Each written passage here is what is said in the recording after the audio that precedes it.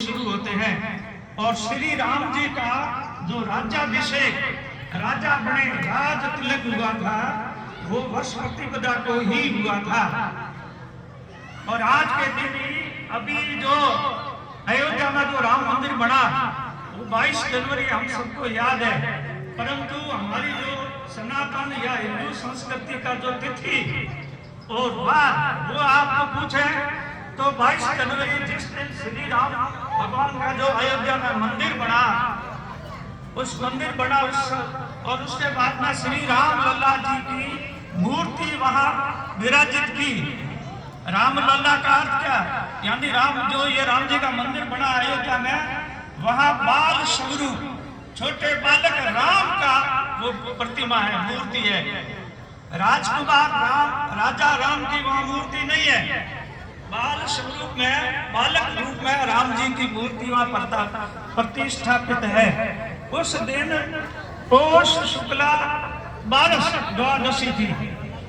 तो आगे जब भी ये राम मंदिर में जो प्रतिष्ठा हुई, प्रतिष्ठा वर्ष या उत्सव मनाया जाएगा, पौष शुक्ला द्वादशी 12 को ही मनाएंगे, 22 जनवरी को नहीं मनाएंगे।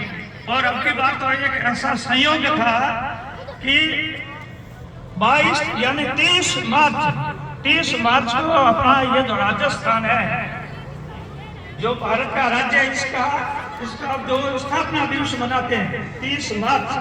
और अब की बार संयोग से 30 मार्च है वो चैत्र शुक्ला 1 को था। और जिस दिन 1949 में 30 मार्च था और ये जो उत्सव मनाएगा, या जो वृद्ध राजस्थान की घोषणा हुई सरदार वल्लभ भाई पटेल ने जयपुर में, और ये जो स्थापना के आज से ही राजस्थान का स्थापना दिवस मनाया, यानी स्थापित किया, उस दिन भी वर्ष प्रतिपदा थी, चैत्र शुक्ला 1।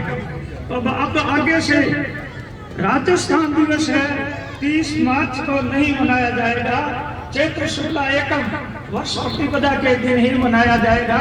ये हमारे को ध्यान में रहे। अब देखिए राम जी के बारे में कहते हैं तो राम जी का जो जन्म हुआ, क्या हुआ, रामायण पूर्ववक्ताओं ने सब बताया।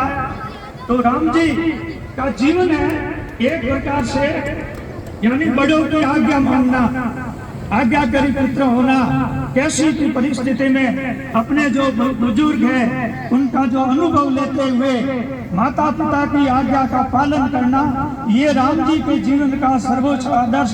साथ में ही कुटुंब प्रबंधन, हमारा परिवार ठीक ढंग से कैसे चले, ये राम जी के जीवन में सीखना है। और राम जी के जीवन में और क्या सीखना है, कोई हम काम करेंगे, कोई भी धंधा कर रहे हैं, आगे कर रहे हैं, समाज का काम, देश का काम, उसमें कोई बाधा, कोई संकट आता है और सामने कोई बाधक है, तो उसको आग्रह पूर्वक समझाना कि आप ये कोई शुभ काम में बाधा नहीं बनो। अगर वो शुभ काम में बाधा बनने, आग्रह करने पर, निवेदन करने पर अगर वो नहीं मानता है, तो भय से उनको मनवाना चाहिए। क्यों? उदाहरण सुनते हैं श्री राम जी का, जब वो लंका पार करने जाते हैं तो मार्ग समुद्र नहीं देता है, तब वो पहले विनय करते हैं, आग्रह करते हैं, मार्ग नहीं दिया तो धनुष उठाया। यानी कहने का भाव ये कि कोई भी अच्छा काम कर रहे हैं, कोई बाधक बन के आता है, निवेदन करना, विवेक से उसको समझाना, अगर नहीं माने तो फिर भय दिखाना जरूरी है। सब बातें हैं ये, लेकिन राम जी को जब राज तिलक अब राजा बनाएंगे, उस समय तैयारी हो रही थी, लेकिन जो ही रात सुबह होने वाला था तो उस समय उनको आज्ञा मिली अपने पिताजी से कि राम तुम्हें 14 वर्ष के लिए वनवास में जाना है। राम ने अपनी पिताजी की आज्ञा को सिरोधार्य करते हुए वनवास गए।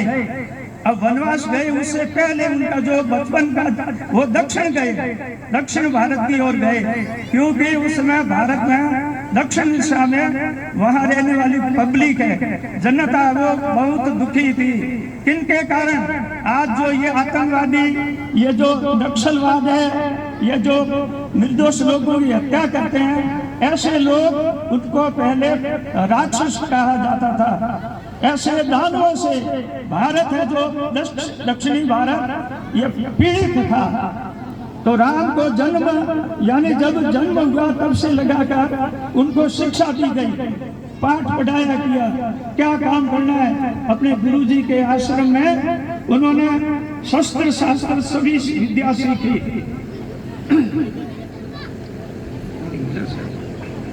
जब उनको वनवास हुआ तो राम है वो दक्षिण की ओर क्यों गए। राम को 14 वर्ष का वनवास हुआ, वो उत्तर भारत की ओर जा सकते थे, 14 वर्ष का वनवास आराम से बिता सकते थे। उत्तर भारत में हिमालय है, ये हरिद्वार, काशी, प्रयागराज और हिमालय में विभिन्न प्रकार की नदियां, झरने, फल फूल खाने को खूब थे, आराम से 14 वर्ष बिता सकते थे। परंतु वो उत्तर भारत में नहीं गए, दक्षिण भारत में गए। उनको आदेश नहीं था कि आपको दक्षिण भारत जाना है, आपकी मर्जी हो उधर ही जाओ।